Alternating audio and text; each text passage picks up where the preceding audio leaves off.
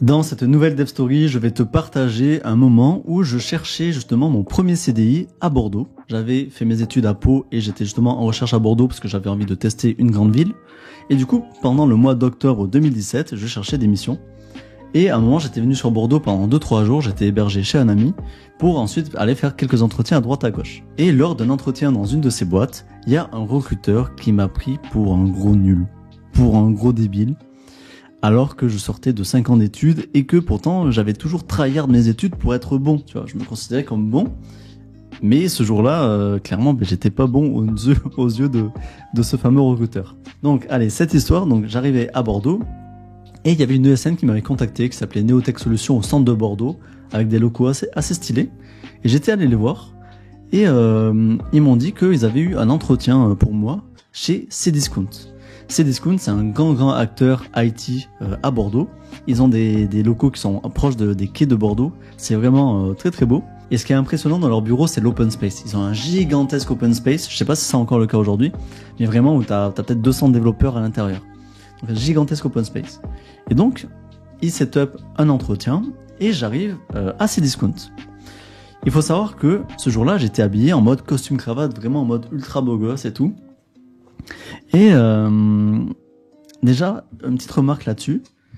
Faut savoir que si t'es trop bien habillé en tant que développeur, ça peut être bizarre, ça peut être perçu bizarrement. Ça peut être en mode, le mec, il a tellement pas de compétences qu'il s'habille très bien pour essayer de contrebalancer son manque de compétences. Parce que souvent, la majorité du temps, je sais que c'est pas une règle absolue, mais la majorité du temps, les meilleurs développeurs, c'est des geeks qui s'habillent trop mal. Vraiment, on sait pas s'habiller quand on est geek, on s'en fout, tu vois. En fait, on est tellement dans nos ordis, dans nos jeux vidéo, on en a rien à branler, tu vois, de bien s'habiller. Bon, bref. Et savez que dans tes entretiens, en vrai, aujourd'hui, il n'y a pas besoin de se mettre en costume cravate. Après, tu peux t'adapter par rapport à ton client. Tu vois, moi, le client que j'ai actuellement, c'est dans la finance. Si tu veux, les bureaux sont Place Vendôme à Paris, donc c'est un truc ultra prestigieux. Donc quand j'ai fait l'entretien pour eux, j'étais en chemise, avec une belle montre, etc. Je me suis adapté au client, mais la plupart du temps, tu arrives en pull classe ou en t-shirt un peu uni, col rond, ça suffit, tu vois. Mais ça suffit pour tes entretiens de développement. Bon bref, j'arrive à Cdiscount, très bien habillé, peut-être trop bien habillé. Je dis bonjour à un collègue que je connaissais à Cdiscount, que je connaissais bien. Et du coup, on me dit, Gaëtan, tu vas passer un test technique. Et du coup, un test technique en C#. C# que je connaissais bien parce que j'avais bossé 6 mois pour mon stage de fin d'études à Soprasteria à Pau, sur du C#. Et j'avais eu de très bons retours. On m'avait, c'était très bien passé, tu vois. Soprasteria était très content de moi. Il m'avait même proposé justement un contrat de CDI et que j'avais refusé parce que j'avais envie de tester à Bordeaux. Donc j'étais chaud en C#, j'avais confiance en moi, tout ça. Et arrive le test technique qui est un coding game.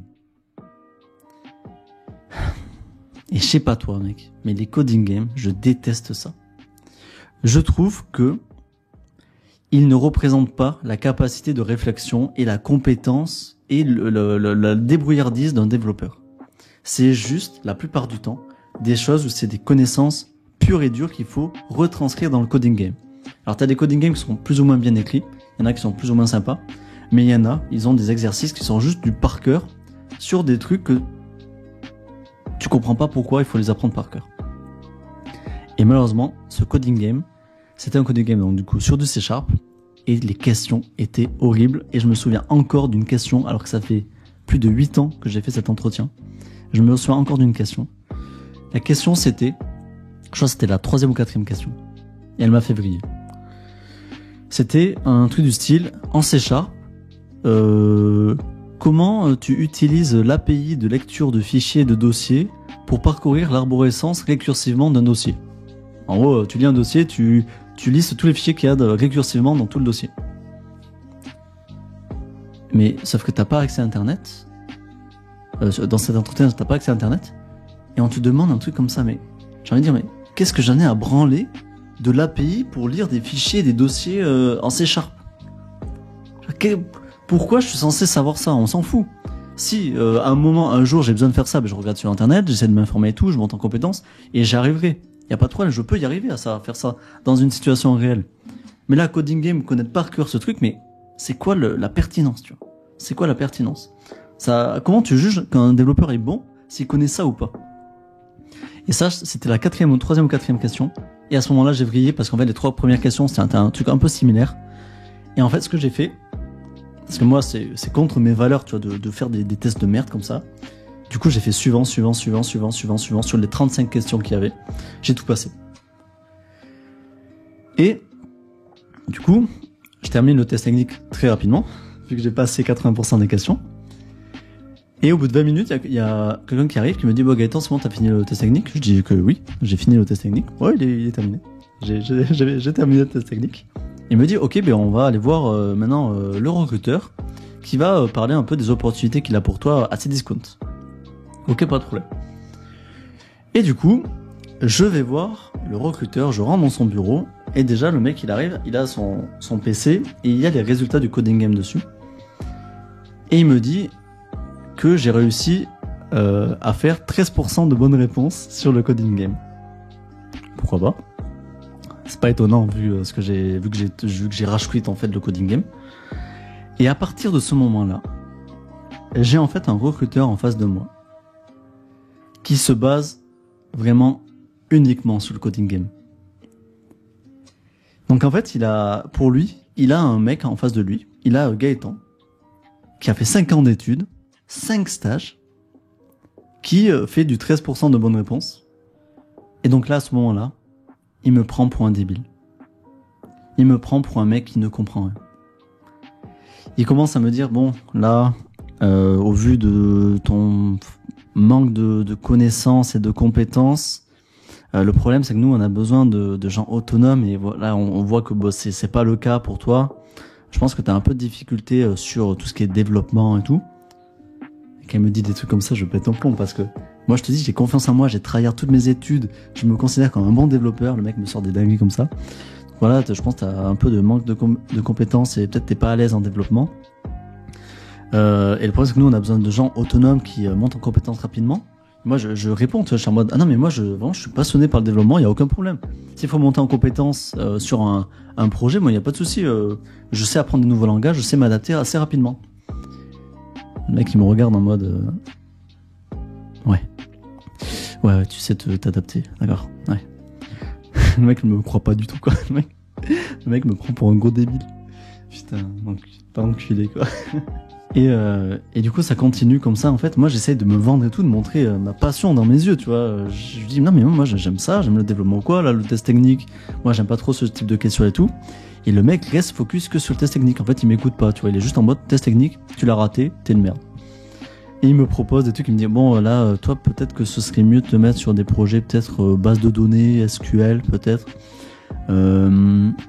Ou alors voilà, en fait on peut pas te mettre sur des projets récents où en fait on va construire des nouvelles applications parce qu'en fait justement avec ton niveau il vaut mieux que tu ailles sur des projets en TMA, en maintenance, comme ça en fait ce sera plus simple pour toi. Enfin, il me propose en fait des opportunités, les pires opportunités de ces discounts, alors que moi ce que j'adore c'est les nouveaux projets, tout ça qui build, parce que ça c'est les meilleurs projets, tu construis les trucs de A à Z vraiment de manière clean, et le mec me propose ça et tu vois je sens que le mec il est dépité en me parlant, il pense vraiment que je suis pas du tout à la hauteur. Et donc, voilà, ça m'a un peu trigger, je t'avoue, parce que, en fait, ce qui est assez marrant, c'est que tu peux vraiment être traité de manière totalement différente dans 2 entreprises par rapport aux entretiens qu'ils font. Et ce qui est marrant, c'est que la veille de cet entretien chez Cdiscount, j'avais fait un autre entretien dans une boîte à Bordeaux, et j'avais parlé avec le tech lead. J'avais pas eu de test technique, et j'avais parlé directement avec un tech lead, et le tech lead, il était passionné, moi j'étais passionné aussi, sauf que lui, il avait beaucoup plus d'expérience que moi. Et je lui dis ouais si tu veux tu peux me faire passer un test technique ou quoi, y a pas de problème, si tu veux qu'on fasse du pair programming et tout. Et le mec au bout de 10 minutes m'avait dit non mais Gaëtan, j'ai compris, enfin en parlant avec toi j'ai compris que t'étais un très bon développeur, j'ai compris que t'avais le même mindset que moi, ça se voit que t'es passionné donc t'inquiète, j'ai pas besoin d'un test technique pour savoir que t'es un bon développeur. Et est-ce que tu vois la différence de traitement du jour au lendemain? C'est-à-dire il y a un entretien un jour, on me dit non mais t'inquiète Gaëtan, j'ai compris dans tes yeux et dans ce que tu disais que t'étais un bon développeur. Et le lendemain, on me traite vraiment comme une énorme merde à cause de ce coding game que j'ai rage quit. Parce que d'un côté, en fait, c'était plus le feeling, et d'un côté, c'était coding game pur. En fait, je me base uniquement sur le coding. Et moi, je te dis, ça, c'est vraiment les entretiens que je déteste, les trucs où ils se basent que sur le coding game. Je pense que ça peut apporter un truc, le coding game, s'il est bien écrit. Par exemple, t'as des coding games sur Angular que j'ai fait il y a pas longtemps pour mon client actuel. Il y avait le coding game, donc c'était intéressant, ça filtrait des gens. Et il était bien écrit, c'était vraiment pas du tout des trucs par cœur, tu vois, c'était vraiment des trucs sur les concepts Angular. Genre, il était bien écrit le coding game. Mais ensuite, ils ont fait plus que le coding game. Après, il y avait un entretien technique en mode pair programming, un peu algo, tout ça, voir comment je réfléchissais. Puis il y avait un coding game, il y avait du pair programming en mode front et UX UI, tu vois. Et ça, c'était vachement pertinent. Mais là, ce qui n'était pas pertinent, c'était ce fameux coding game avec des questions à la con, ultra précises, ultra pour vérifier si tu connais par cœur le C#. On s'en fout de connaître par cœur un package. Et le fait qu'il se base uniquement là-dessus. Très mauvaise expérience à Cdiscount. Ils ont sûrement amélioré leur process depuis. Je crache pas sur eux, mais à ce moment-là, franchement, c'était n'importe quoi. Et bon, ce qui était assez marrant, c'est que Neotech Solutions m'a quand même proposé un CDI après. Malgré cet entretien claqué, ils m'ont proposé un CDI pour bosser chez Cdiscount, mais je savais qu'en fait les projets sur lesquels j'allais aller auraient été horribles en fait. Si tu veux, j'ai tellement fait une mauvaise première impression, ils ont tellement un préjugé sur moi que ça aurait été trop compliqué ensuite de remonter la pente. Donc j'ai préféré changer de boîte et aller dans une autre entreprise à Bordeaux. Donc voilà pour cette dev story où je te raconte aussi du coup mes échecs. Et donc voilà, cet échec lors de cet entretien, j'espère que tu as rigolé avec moi.